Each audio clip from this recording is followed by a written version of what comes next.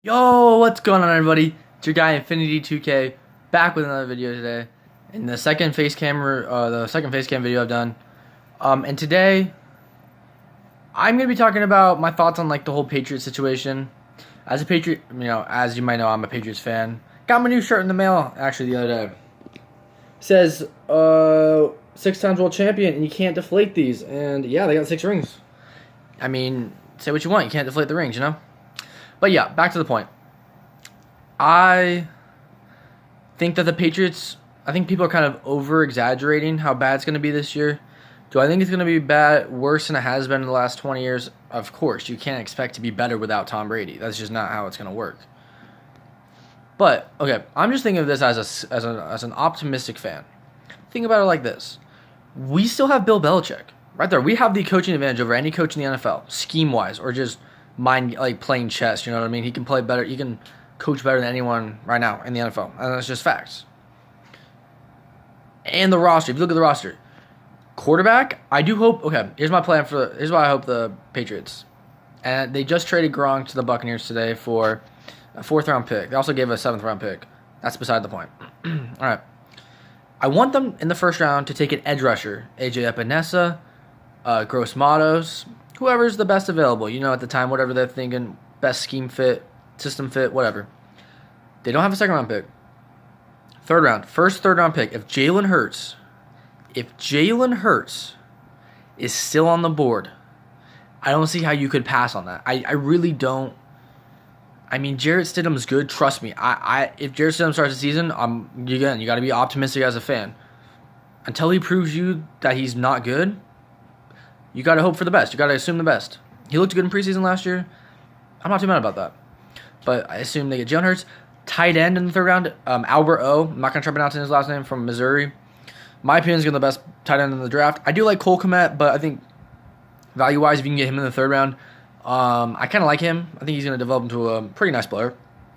So they draft quarterback, tight end, edge rusher. And then from there, obviously get a kicker later in the... I mean, we don't have a kicker right now, so we got to take a kicker. But yeah, if I'm just looking at the roster that's returning, we re-signed Devin McCourty. We still got Jason McCourty. We've got the defensive player of the year, Stephon Gilmore. He hasn't gone anywhere. Let's recognize that. We've still got Donta Hightower.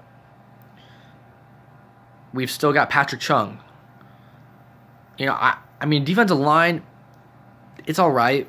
Maybe that's what we do the other 3rd-round pick. Our third round pick is we take a defensive lineman to pair with whoever we get in the 1st round. I'm down with that.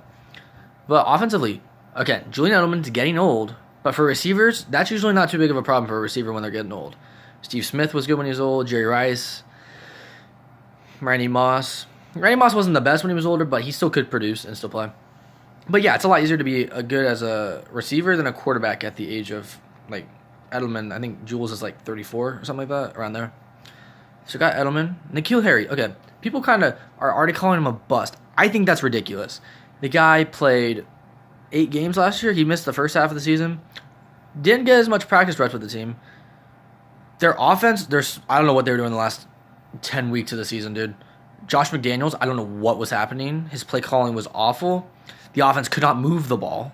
So it's not like it was just N'Keal Harry that saw a hit. The whole offense saw a hit. And he's got a full year to finally... I know it's going to hurt with the OTAs, not training camp, possibly, whatever. The offseason's not going to be the best, but I think it's going to be a good situation for him. He's going to be fully healthy. I think he's still going to be really good. Trust me. He showed some flashes. He just didn't get targeted, too, so we'll see about that. Mohamed Sanu, I know he didn't look good last year, but he's getting off-season surgery. Hopefully he can fix whatever he's got a problem with. He can still be a solid receiver. Jacoby Meyers, people forget about him. He was great last year, and if you're a Patriots fan, Jacoby Meyers was nice last year. Undrafted, kind of impressed in training camp. Belichick liked him, and yeah, he came on, and he definitely played well in some big moments. I don't know. Again, we need tight end. Running back, Sony Michel. He had 930 yards last year. He didn't go anywhere. He didn't drop off. I mean, he wasn't as good as he was the first year, but he didn't drop off. James White, literally, if they keep doing those screen passes to James White, they didn't do enough of that last season. They didn't do enough of like the little like slip screen passes to James White. That worked all the time. Brady to James White slip screens were kind of effective, and I was definitely really liking when they did that. Jeremy Hill. Jeremy Hill was injured last year. I don't know if they're bringing him back, but he looked promising last year going into the season. Yeah, he looked like he was definitely going to be good. And Rex Burkhead's been really big since he's been here the last 2 years. Scored the game-winning touchdown against the Chiefs in the AFC Championship game. Forever, I will be happy that he'll be on the team. You know what I mean? Offensive line's all right. Maybe they address that in the 3rd round. Maybe with the 4th round pick they got from the Buccaneers, they addressed offensive linemen. Isaiah Wynn got injured again last year. He's healthy this year. There's a lot of, speculation that the Patriots they're gonna tank for Trevor Lawrence. I think that's a load of baloney. I don't buy that, dude. Honestly, because Trevor Lawrence, in my opinion, not good. I mean, good, but not great. I'm not gonna tank for him. You know what I mean? I'm not gonna throw the season for them to just go get a good quarterback. If I'm gonna tank the season, I'm gonna go get a great or excellent franchise quarterback. Joe Burrow, Tua Tagovailoa, along those lines. But yeah, that's my thoughts on the season. People are saying that the Patriots got fleeced for Gronk. I disagree. I disagree, bro. They're like, people are saying, well, why you couldn't have found a better offer for Gronk? First of all, Gronk hasn't been in football. He retired last March. It's been about 13 months since he retired. He just won a WWE title 3 weeks ago, maybe 3 weeks ago. He wasn't gonna play for the Patriots. Everyone knows that he's literally retired. Yeah. So he's not gonna play. He's literally retired. And if he's saying Tom Brady is my quarterback, he's saying I will. Remember in 2018 he almost got traded to the Lions for a 1st round pick. Remember that. But he said he would retire because he only wants to play with Tom Brady. If he was gonna play football, it's with Tom Brady. So people are saying you didn't look anywhere else for a trade. He wasn't. He wouldn't. He would just retire. He would not go. He would not want to play football. He's only going to play for the Buccaneers because that's where Tom Brady is.